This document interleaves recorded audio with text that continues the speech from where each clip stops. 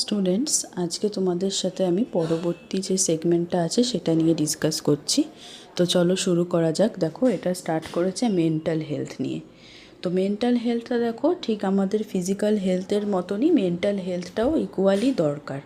ঠিক আছে, কেন বলো তো? কারণ হচ্ছে আমাদের মাইন্ড আর শরীর দুটো কানেক্টেড। দেখবে আমাদের মন ভালো না থাকলে শরীরও ভালো যায় না, আবার শরীর ভালো না থাকলে মনও ভালো থাকে না। ঠিক আছে, তো বলেছে যে আমাদের মেন্টাল হেলথটা আমাদের নার্ভকে অ্যাফেক্ট করে, তার থেকে ফিজিক্যাল প্রবলেমও হয়। ঠিক আছে, আর উল্টোটাও হয়, মানে আমাদের যদি ফিজিক্যাল প্রবলেম হয় তখন সেটা নার্ভ থেকে আবার তারপর মেন্টাল মানসিক প্রবলেমও হয়। তো দেখো বলেছে এটা তোমাদের জানতে হবে। কটা কারণ বলেছে মেন্টাল প্রবলেমের, দেখো 5টা বলেছে। নাম্বার 1 হচ্ছে বার্থ, কোনো ডিফেক্ট হলে, মানে জন্মের সময় ডিফেক্ট যেমন দেখা যায় যে ম্যাল নিউট্রিশন অফ ফিটাস, মানে বাচ্চা যেটা ডেভেলপ করছে মায়ের পেটে সেটা ম্যাল নিউট্রিশন, মানে ঠিকঠাক পুষ্টি পাচ্ছে না, মা ভালো করে না খাবার দাবার পেলে তখন এটা হয়। তারপর ভেরিয়াস ইনফেকশন আফটার বার্থ, জন্ম হওয়ার পরে অনেক ইনফেকশন হওয়া। Prevent the growth of mind and intelligence of the child, মানে যে জন্মের পরে যখন যদি হঠাৎ করে অনেক ইনফেকশন হয় বাচ্চাটির, তখন কি হবে না, তার যে মাইন্ডটা মানে মাথাটা আর বুদ্ধিটা ঠিকঠাক করে গ্রো হতে পারে না। তারপর মেন্টাল স্ট্রেস যেরকম রয়েছে, বিভিন্ন রকম ঘটনা যে আমাদের পরিবেশে ঘটে থাকে, যেরকম ভায়োলেন্স মানে মারধর অনেক কিছু হয়। তারপর আনএক্সপেক্টেড মানে যেটা আমরা আশা করি না এরকম কোনো ঘটনা হলে সেটাতেও আমাদের মাইন্ডের উপর এফেক্ট পড়ে। ঠিক আছে, তো তখন অনেক সাইকোলজিক্যাল স্ট্রেস হয়, মানে মানসিক দিক দিয়ে চাপ ক্রিয়েট হয়। তারপর ফ্যামিলি প্রবলেম থাকলে সেটা হয়। মেন্টাল কনফ্লিক্ট মানে মানসিক ঝামেলা থাকলে।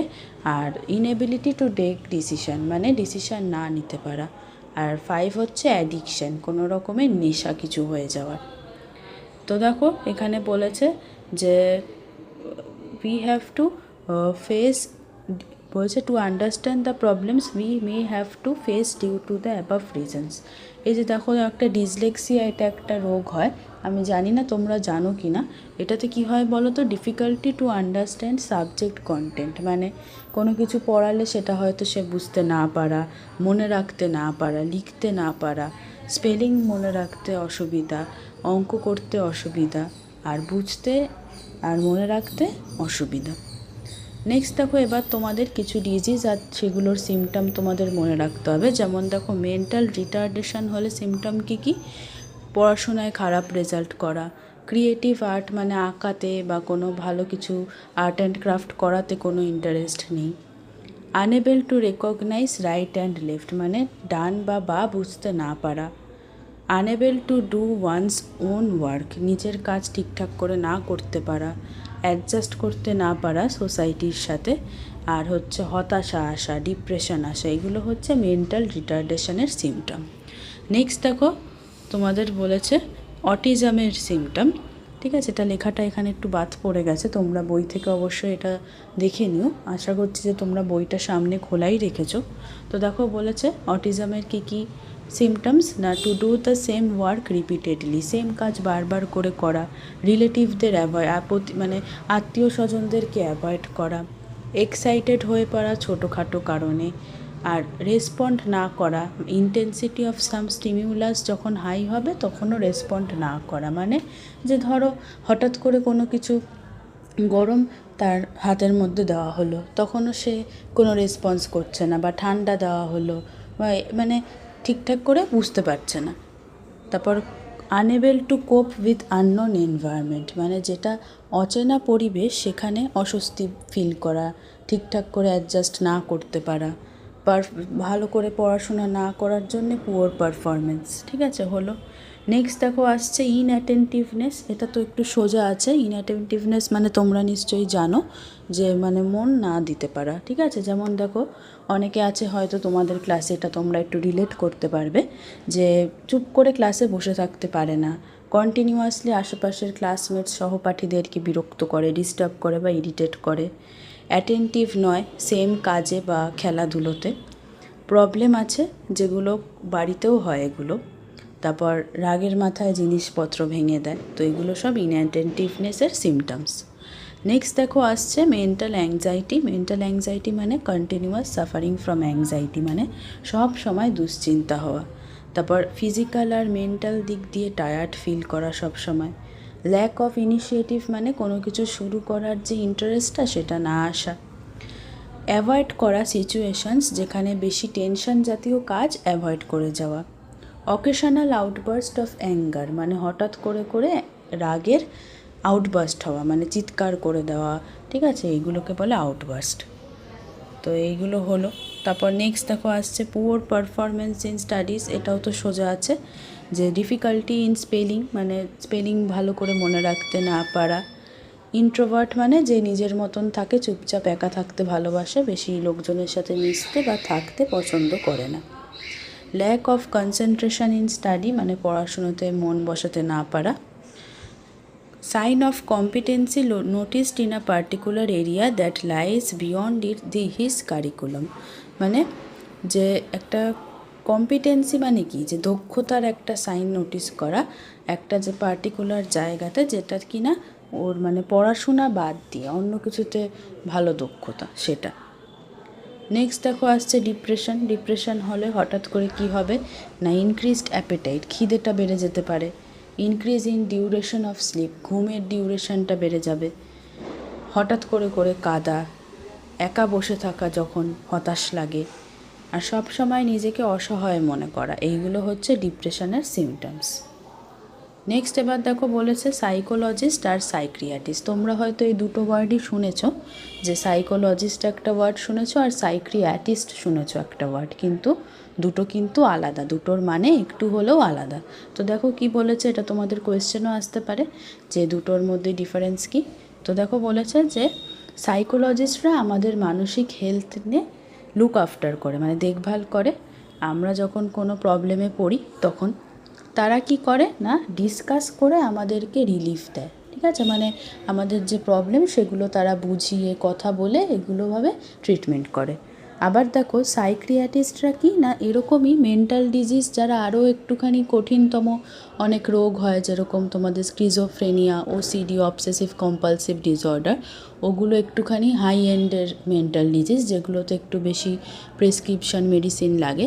তো তখন এই সাইক্রিয়াটিস্টদেরকে সাথে কনসাল্ট করতে হয়, তখন তারা কি করে মেডিসিন প্রেসক্রাইব করে। তো সাইক্রিয়াটিস্টরা হচ্ছে যখন মেডিসিন প্রেসক্রাইব করে। তাহলে এটা হয়ে গেল ডিফারেন্স দুটোর। নেক্সট দেখো বলেছে যে আমাদের কি করা উচিত মানসিক স্বাস্থ্য ভালো রাখতে না, চেঞ্জ ইন দ্য হ্যাবিট মানে আমাদের খারাপ হ্যাবিটগুলোকে আইডেন্টিফাই করা আর সেগুলো অ্যাভয়েড করা। যেমন রাত জেগে মোবাইল না দেখা, মোবাইল যত বেশি করে দেখবে তত বেশি কিন্তু মেন্টাল হেলথের প্রবলেম হবেই হবে, ডিপ্রেশন হবেই হবে। তারপর বলেছে ইনক্রিজিং মেন্টাল হেলথটাকে ভালো করার জন্য ভালো অ্যাক্টিভিটিস করা, যেরকম খেলাধুলোর মধ্যে থাকা, ঠিক টাইমে রোজ তাড়াতাড়ি ঘুমোতে যাওয়া, সকাল সকাল উঠে পড়া, তারপর হচ্ছে গিয়ে ভালো মানে ঠিকঠাক সময় ঘুমটা ঠিকঠাক করা দরকার, হেলদি খাবার খাওয়া দরকার, এগুলো করা দরকার। তারপর দেখো স্পিক ফ্রম দ্য হার্ট, মন থেকে সব সময় কথা বলা দরকার। ওপেনলি ডিসকাস করা দরকার, যখনই কোনো মানে কন্ট্রোভার্সিয়াল ম্যাটার মানে ঝগড়ার কোনো কিছু টপিক আসলো মানে যেটাতে কিনা মনোমালিন্য হতে পারে, সেটাতে ডিসকাস করা উচিত ওপেনলি।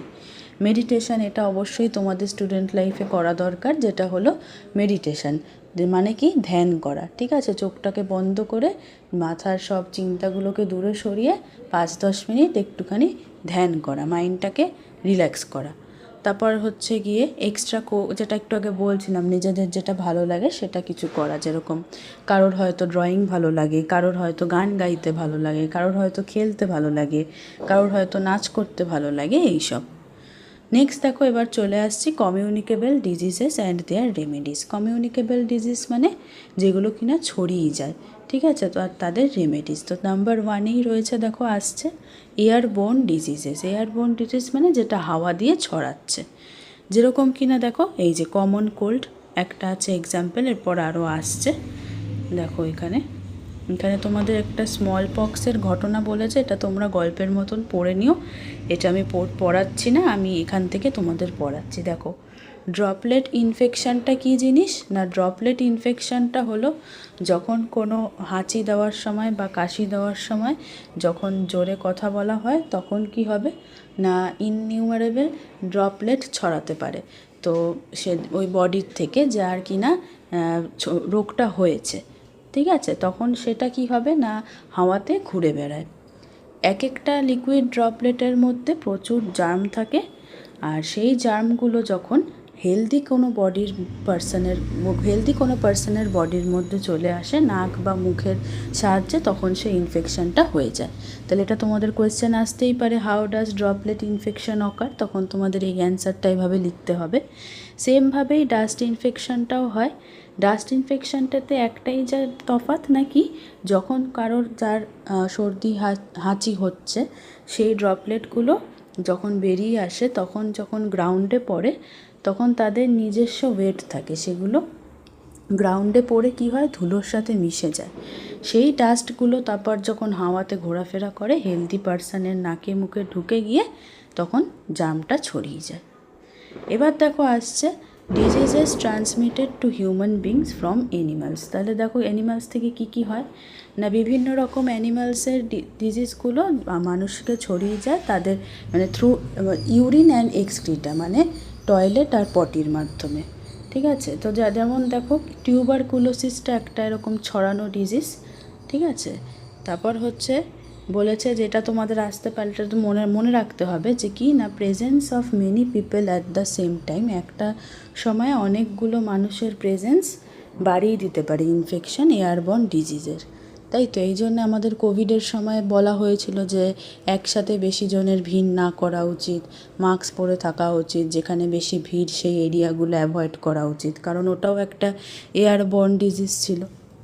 নেক্সট দেখো এবার বলেছে টিবি হচ্ছে টিউবারকুলোসিস হলে কী সিমটম থাকে না, অনেক দিন ধরে জ্বর থাকা, কাশি, তারপর ওই থুতুর সাথে রক্ত পড়া, তো তখন কি করতে হবে স্টেপগুলো না ডক্টরের সাথে কনসাল্ট করতে হবে, যথেষ্ট পরিমাণের জল খেতে হবে আর নিউট্রিশাস মানে পুষ্টিকর খাবার খেতে হবে। তারপর কমন কোল্ড মানে যেটা আমাদের নর্মাল সর্দি কাশি সবসময় লেগে থাকে সেটা হলে নাক থেকে ক্যাটারহাল ডিসচার্জ, মানে ওই যে সর্দি পড়া নাক থেকে, আর কাশি হওয়া, এটারও ওই ট্রিটমেন্টটা একই রকম হবে। তারপর ইনফ্লুয়েঞ্জা জ্বরও অনেকটা কমন কোল্ডের মতনই, কিন্তু ডিফারেন্স একটাই যে ইনফ্লুয়েঞ্জা জ্বরে কি হয় না হাতে পায়ে আর বডিতে খুব ব্যথা থাকে। তো এইগুলো হচ্ছে গিয়ে সব এইগুলো মনে রাখতে হবে একটু তোমাদের, ঠিক আছে। তো আজকের এই ভিডিওতে এতটুকুই থাকলো, আমি অল্প অল্প করে করাচ্ছি, নেক্সট পার্টে আমি আবার কন্টিনিউ করব। আশা করি তোমরা সবাই বুঝতে পারছো পড়ানোটা। যদি আমার পড়ানোটা ভালো লাগে তাহলে অবশ্যই লাইক করে একটুখানি আমাকে সাপোর্ট করো, আর যারা আমার চ্যানেলে নতুন হয়ে রয়েছো তাহলে তারা একটুখানি সাবস্ক্রাইব করে দিও আমার চ্যানেলটা, আর নোটিফিকেশান বেল আইকনটা ক্লিক করে দিও, যাতে কিনা আমি নতুন এরকম তোমাদের দরকারি যে ভিডিওগুলো সেগুলো আপলোড করতে পারি, তোমরা সেগুলো ভালো করে পড়ে কোয়েশ্চেন অ্যান্সারগুলো ফলো করতে পারো। কারণ আমি যেগুলো বলে দিচ্ছি করিয়ে দিচ্ছি এর বাইরে কিন্তু কোনো রকম কোনো কোয়েশ্চেন অ্যান্সার বলো আসবে না, শর্ট হোক লং হোক যেটাই হোক, এইটুকু গ্যারেন্টি আছে। আর তোমাদের যেগুলো দরকারি কোনো ভিডিও তোমাদের যেটা ইচ্ছা হচ্ছে যে ম্যাম এটা করালে ভালো হয়, সেটা তোমরা কিন্তু আমাকে কমেন্টে জানাতে পারো, ঠিক আছে। তো আজকের মতন এতটুকুই, টাটা, সবাই ভালো থেকো।